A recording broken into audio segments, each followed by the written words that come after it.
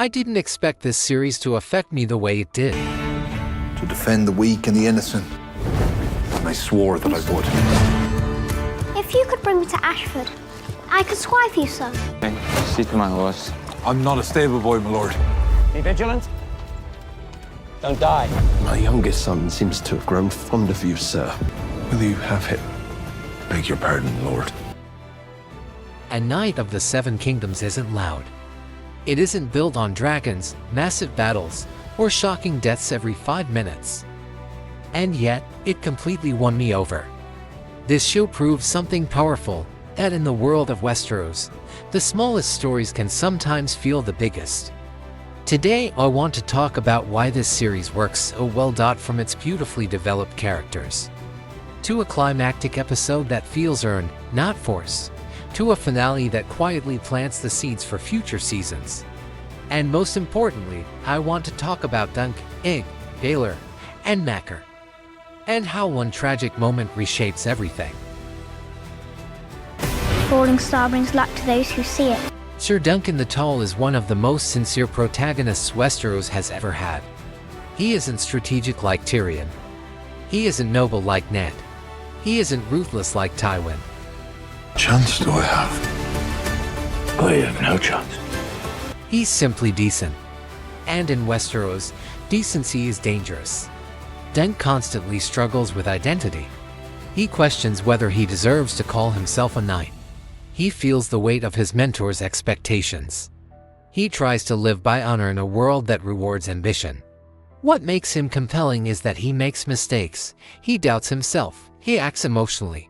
But he never stops trying to do what's right. And that sincerity becomes the moral center of the show. The dragon don't never lose. Fetch my armor.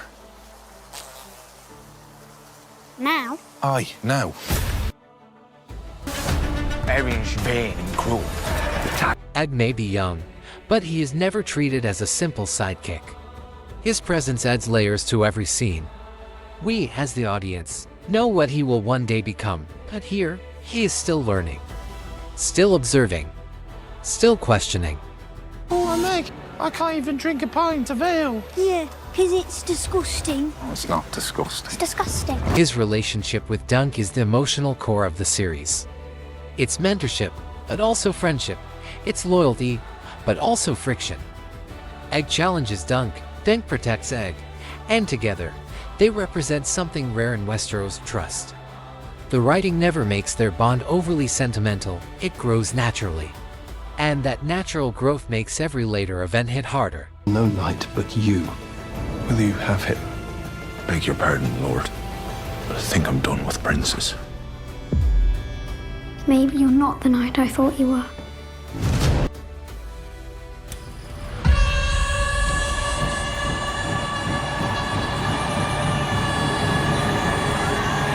The tournament episode is where everything peaks. And what makes it powerful is that it feels earned. The tension builds slowly across episodes. Political rivalries simmer, honor clashes with pride. Then comes the trial by combat. But this isn't spectacle for spectacle's sake. Every fighter represents ideology, every blow carries emotional weight. And then Baelor.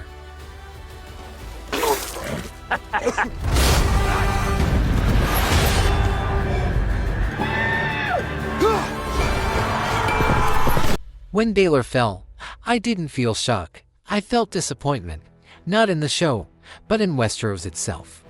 Baelor Breakspear's death is one of the most tragic moments in the series. Not because it is shocking, but because of what it represents.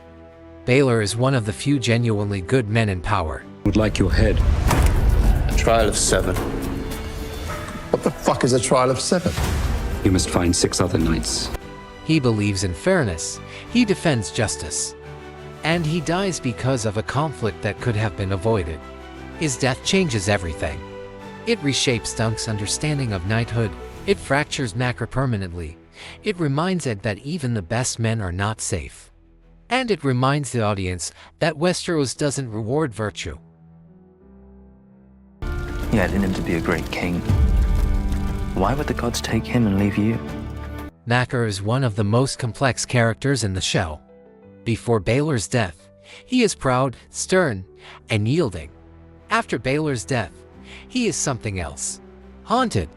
You can see it in his silence and the weight of his posture, in the way he looks at Dunk. He carries guilt, he carries anger, he carries loss. It's a war coming. We could be a force, you and I. Sir Duncan, Prince Maekar demands a word. And that grief defines him. The show doesn't overdramatize it. There are no long monologues about pain. Instead, it shows how grief changes behavior.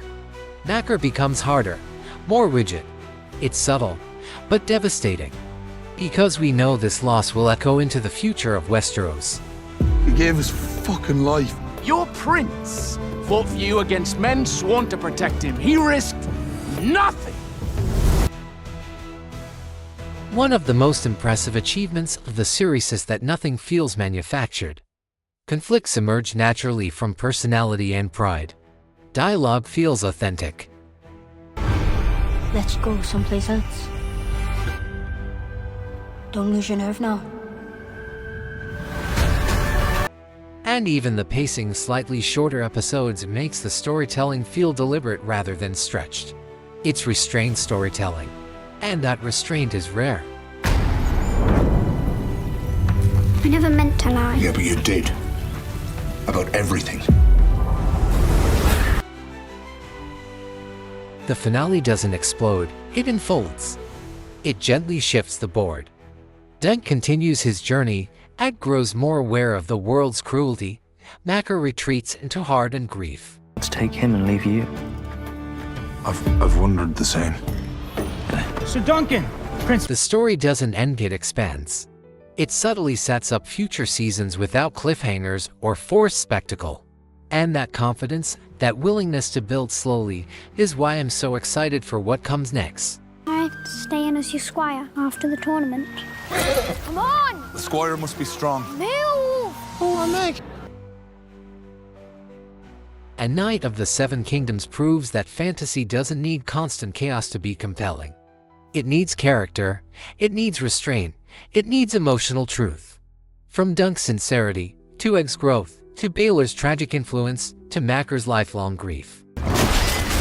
I wasn't an opponent yet. I suppose Arian and I are quite equally matched. This series isn't loud, but it lingers. And sometimes, the quiet stories stay with us the longest.